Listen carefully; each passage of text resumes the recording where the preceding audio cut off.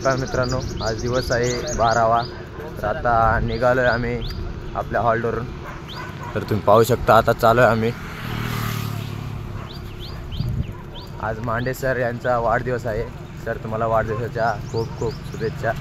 साईबाबा तुम्हाला उदंड आयुष्य देवो, ईश्वरच्या।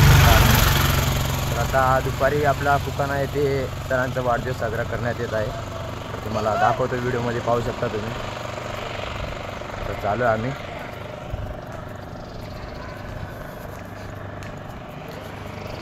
साईराम साईराम साईराम। मित्रांनो, आता आपण आले जवळ दुपारच्या हॉलच्या जवळ।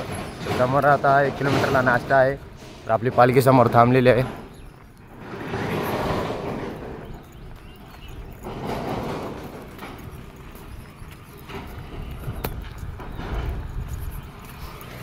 माग ढोला येत आहे, ढोला। भावना पाहू शकता आपली पालखी।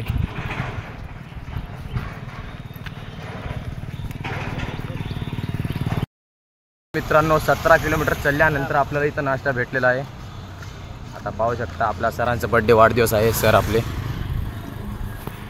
तरी आपली मंडळी बसलेले आहेत, नाश्ता चालू आहे। सर वाढदिवसाच्या हार्दिक शुभेच्छा। थँक्यू बेटा, थँक्यू थँक्यू थँक्यू। तर सरांचा वाढदिवस आहे समोर कुकानाला, तर साजरा करतो आपण। तर आपण पाहू शकता आपले मित्रमंडळी, बाबाची पालखी।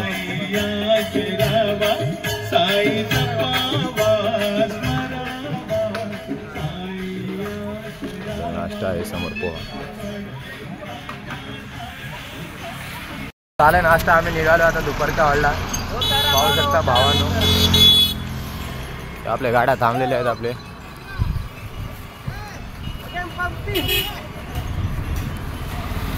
इथून दुपारचा हॉल 2 किलोमीटर आहे। चालू आत्ताच झाले, पोहे वगैरे खालो, चाय पिलो, निघालोय आम्ही। हे आपले साई मंडळी बसलेले आहेत।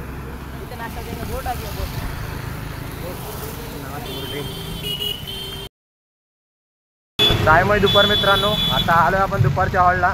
तर पाहू शकता तुम्ही कुकाना येथे आहोत आता।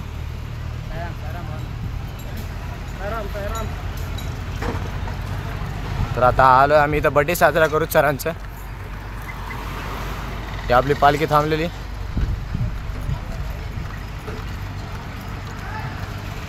तर आलो आता जस्ट, आता हातपाय वगैरे धुवून थोडं फ्रेश होऊन मग ब्लॉग कंटिन्यू करता। तर ही आपली पालखी।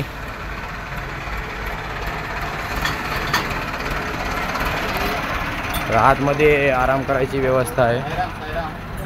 साईरामांना तर स्वयंपाकाला चालू झालं आहे। कृष्णा भैया स्वयंपाक भाजीपाला कापत आहेत।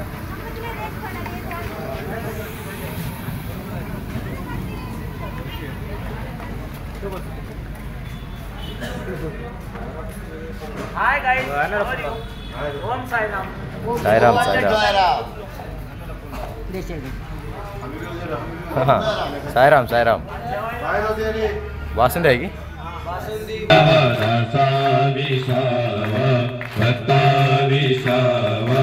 आरती साई बाबा लाडूनी आनंद स्वस्वरूपी राहे रंग कुमुक्षुदना दावे निजडोळा दीर्घमायुः। श्री सद्गुरुनाथ देवताभ्यो नमः। साईनाथ देवताभ्यो नमः। प्रसाद नदरे धारयाम्यः। श्रीरवरद समारुष्यमारोग्यमाविदाक्षममानं महीयते। धान्यं धनं वशं भोगतृणापं खुदनं वत्सरं दीर्घमायुः। श्री सच्चिदानंद सद्गुरु साईनाथ अनंत कोटि ब्रह्मांड नायक राजाधिराज योगिराज परब्रह्म श्री सच्चिदानंद सद्गुरु साईनाथ महाराज की जय।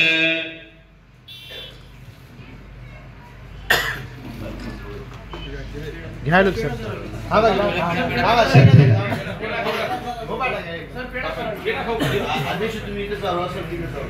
हा दोघं दोन्हीकडे थांबून फोटो काढ। सर फोटो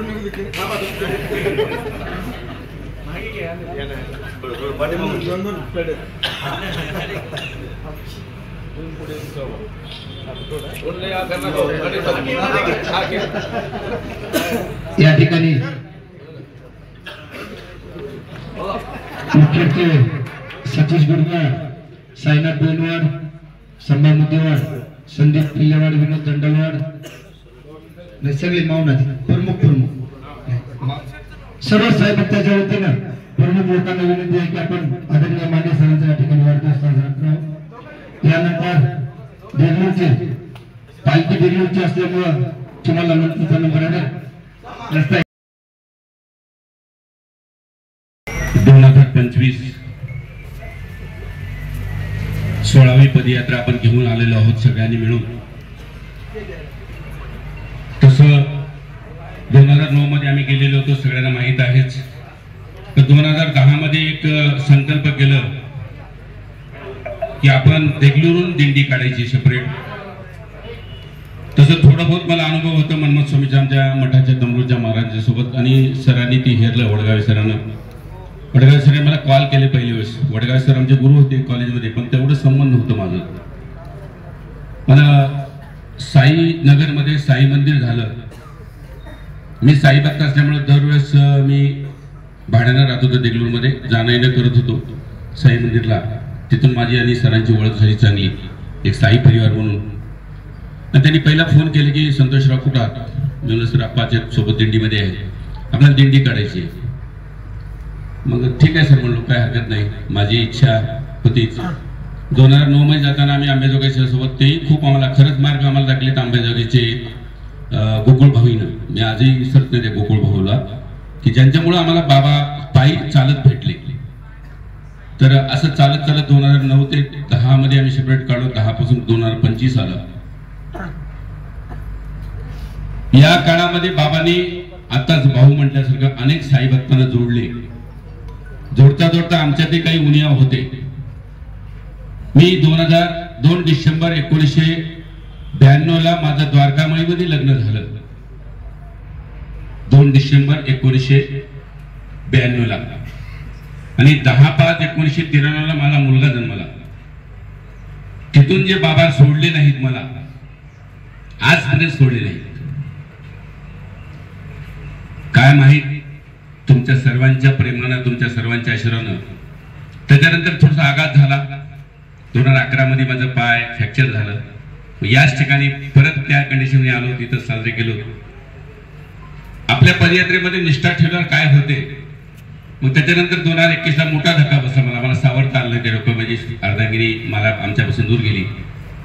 त्याच्यानंतर मग एकच सांगितलं आमचे गुरु, मला अनेक माणसं भेटले, तुम्ही एवढं भक्तिवान आहात, तुम्ही त्या मनमथ स्वामीच्या दिंडीत जाता, साईबाबाच्या कटरवर, तुम्हाला असा आघात का झाला?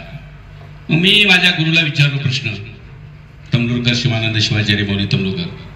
तरी एक वाक्य बोलले, तुम्ही आणि तुझी पत्नी जरी तुम्ही सरळ हाताने या जीवनामध्ये सत्कर्म करत असाल, पण पूर्वीच्या जन्माने कुठेतरी काहीतरी चुकलं असेल म्हणून तुम्हाला हे भोग भोगावं लागलं, असं स्पष्ट गुरुने सांगितलं. याचं मतेदार सांगण्याचं काय, हे जन्म आपला आलेले आहे फक्त चांगलं कर्तव्य, म्हणजे मागच्या जन्मात काय केलं माहित नाही, पण आता तुम्ही आम्ही सगळ्यांनी मिळून जर चांगलं केलं तर येणाऱ्या काळामध्ये भविष्यामध्ये पुढच्या जन्मामध्ये आपल्याला सुख मिळायचं, तर हेच जन्म महत्वाचा आहे. हे सांगण्याचा उद्देश म्हणजे हा जन्म आपल्यासाठी खूप महत्वाचा आहे. आता निघालो आम्ही दुपारच्या हॉलवरून, तर संध्याकाळच्या हॉलला चालू आता नेवासा आहे ते. तर आपले साई मंडळी चाललेत. झेंडा पार समोर गेलेला आहे. साईराम साईराम. आता आपलं रात्रीचं मुक्काम राम मंदिर येथे आहे, तर तुम्हाला दाखवतो. राम मंदिराचं दर्शन करा. बघा ऊसाच्या गाड्या.